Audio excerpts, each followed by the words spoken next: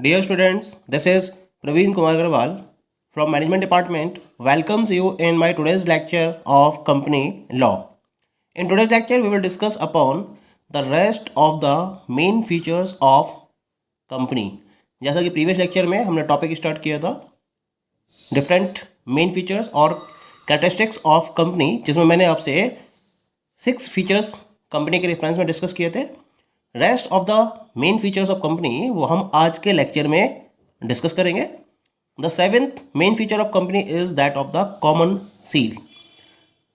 Traditionally it was mandatory for every company to have a common seal with its name engraved on it.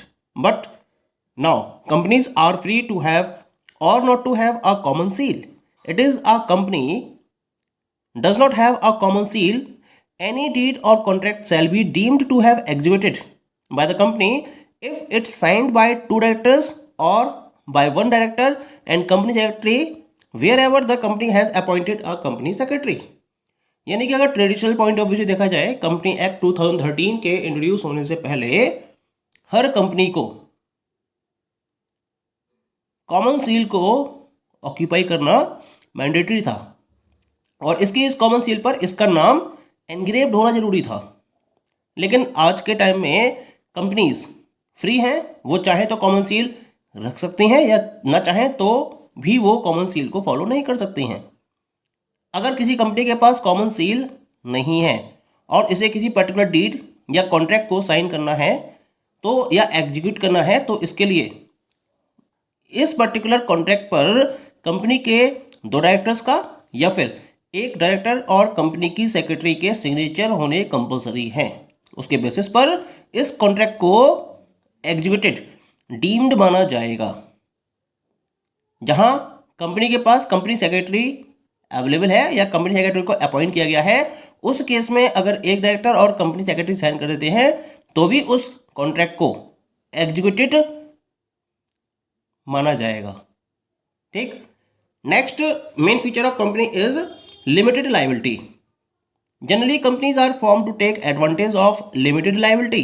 In case of a company limited by shares, the liability of each member is limited to the unpaid nominal value of shares held by him. जो companies को form किया जाता है जब, तो उसमें limited liability के advantage के बेसिस पर कंपनी को फॉर्म किया जाता है. यानी कि जिस कंपनी को लिमिटेड बाय शेयर्स के बेसिस पर फॉर्म किया गया है, उस पर्टिकुलर कंपनी में जो भी या जितने भी मेंबर्स हैं कंपनी के, हर मेंबर की जो लायबिलिटी होती है वो उनके द्वारा जो शेयर्स हेल्ड किए गए हैं उनकी अनपेड नॉमिनल वैल्यू तक की उनकी लायबिलिटी रहती है. इससे ज़्यादा की इनकी लायबिलिटी नहीं होती है. Next property is share capital. Companies may be registered with or without share capital. Even the companies with a share capital are no more mandatory required to have a minimum paid up capital. Now the companies with a share capital may be incorporated with any amount of paid up share capital. Companies को present scenario में या present conditions में share capital के साथ या बिना share capital के साथ भी रजिस्टर किया जा सकता है. यहां तक कि अगर कोई कंपनी है जो शेयर कैपिटल के साथ में इनकॉर्पोरेटेड की गई है, रजिस्टर्ड की गई है, तो इसके लिए मिनिमम पेड अप कैपिटल को रखने की भी कोई रिक्वायरमेंट मैंडेटरी नहीं है. इट इज़ नॉट मैंडेटरी कि जो कंपनी शेयर कैपिटल के साथ में एस्टेब्लिश की गई है या इनकॉर्पोरेट की गई है उसको मिनिमम पेड अप कैपिटल रखनी पड़ेगी. आज के टाइम में प्रेजेंट लॉज के अकॉर्डिंग, प्रेजेंट रूल्स के अकॉर्डिंग, अगर कोई कंपनी शेयर कैपिटल के साथ में फॉर्म की गई है तो वो किसी भी particular amount of paid up share capital के साथ में खुद को इनकॉर्पोरेट कर सकती है. ठीक. Next property of company is और feature of company is transferable shares. The share capital of the company consist of transferable shares. The shares in a public company are freely transferable subject to provisions of articles. यानी कोई भी company, जो public company की बात कर रहे हैं यहाँ पर, कोई भी पब्लिक कंपनी जो शेयर कैपिटल के साथ में इनकॉर्पोरेट की जाती है, उसके शेयर्स कैसे होते हैं? ये ट्रांसफरेबल होते हैं.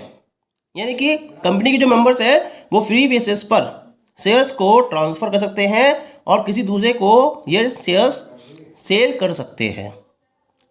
लेकिन इसके रिगार्डिंग आर्टिकल में प्रॉपर प्रोविजन होना चाहिए। अगर प्रोविजन नहीं है और आर्टिकल में प्रोहिबिटेड है तब ऐसा नहीं किया जा सकता, लेकिन अगर आर्टिकल में प्रॉपर प्रोविजन है तो उसके अकॉर्डिंग जो पब्लिक कंपनी के शेयर्स होते हैं वो फ्रीली ट्रांसफरेबल होते हैं। Okay, next feature of company is separate property. A company can acquire and have property in its own name. The property of the company belongs to the company itself and cannot be considered of its shareholders or members. The property of the company is not even the part property of any individual shareholders. यानी कि हर company की जो property होती है वो खुद की property होती है उसकी, और कंपनी अपने नाम से प्रॉपर्टी को एक्वायर भी कर सकती है और उसको प्रॉपर्ली परचेज भी कर सकती है। कंपनी की प्रॉपर्टी खुद कंपनी से ही बिलोंग करती है और किसी भी कंडीशन में इसे हम शेयर होल्डर्स या इसके मेंबर्स की प्रॉपर्टी में इंक्लूड नहीं करते हैं।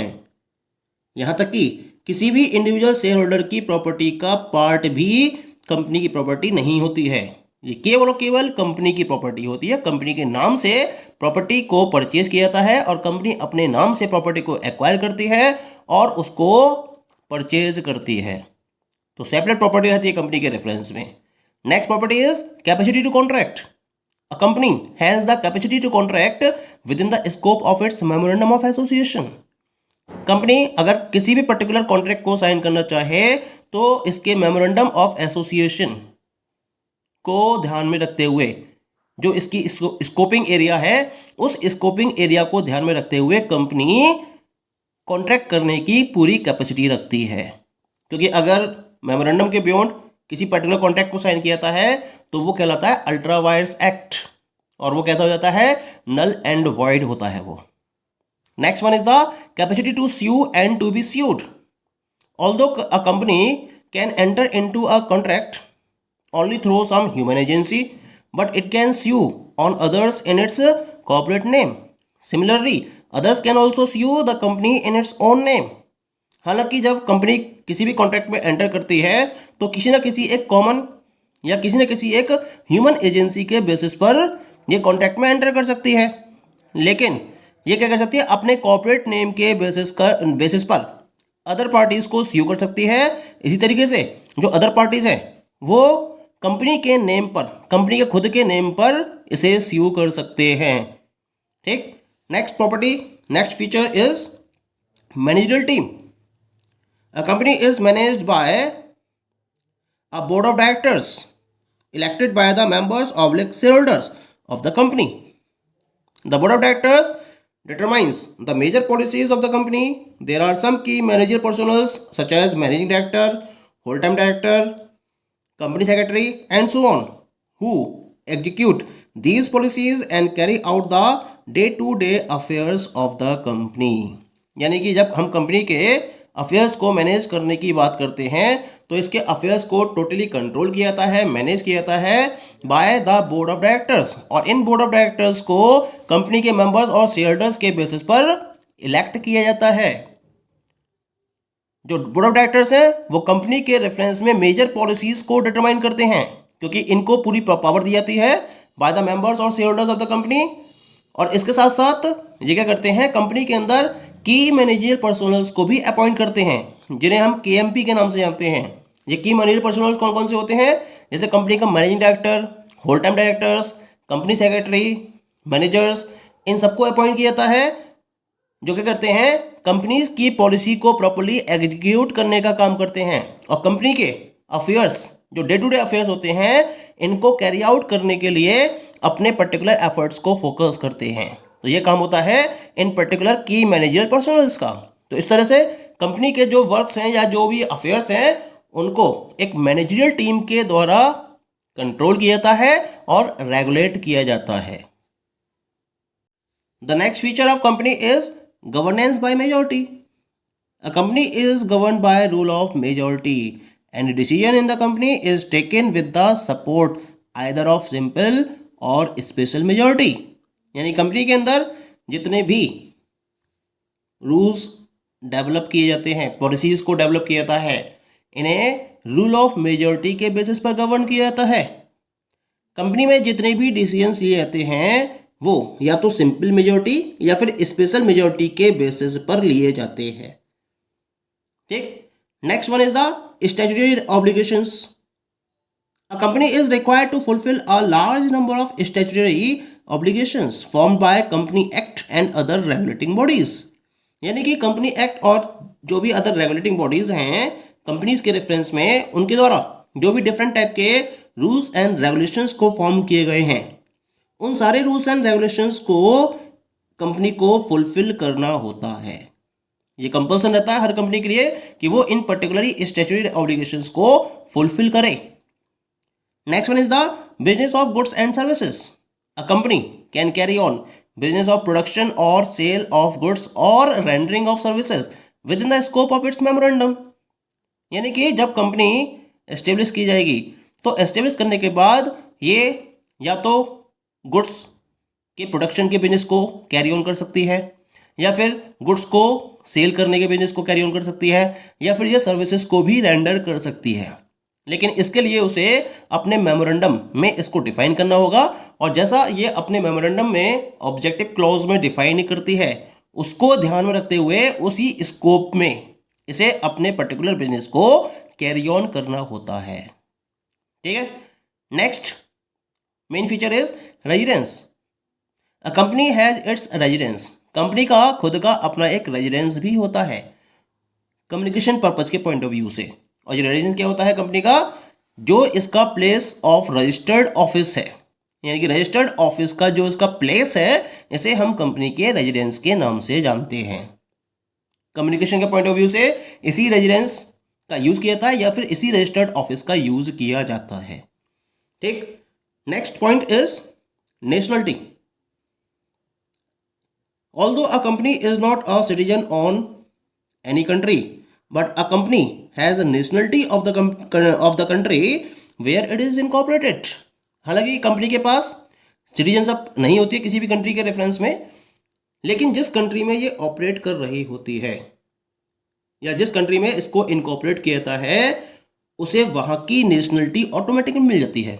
जैसे अगर कोई कंपनी इंडिया में कंपनी एक्ट 2013 या इससे प्रीवियस कंपनी लॉ में रजिस्टर्ड है तो हम ऐसी कंपनी को इंडियन कंपनी का नाम देंगे, तो नेशनलिटी डिफाइन हो रही है।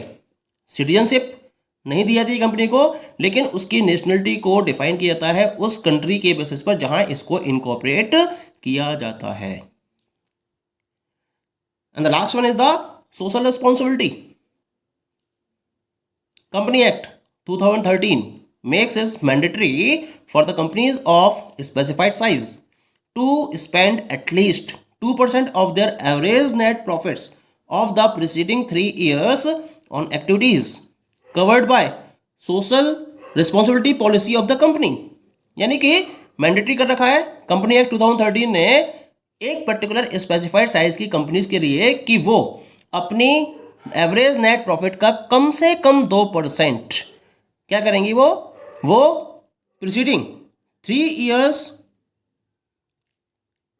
जो भी उनकी 3 इयर्स एक्टिविटीज का प्रीसीडिंग एवरेज नेट प्रॉफिट है उसका 2% इन्हें सोशल रिस्पॉन्सिबिलिटी पॉलिसीज पर खर्च करना मैंडेटरी है कंपनी एक्ट 2013 के अकॉर्डिंग।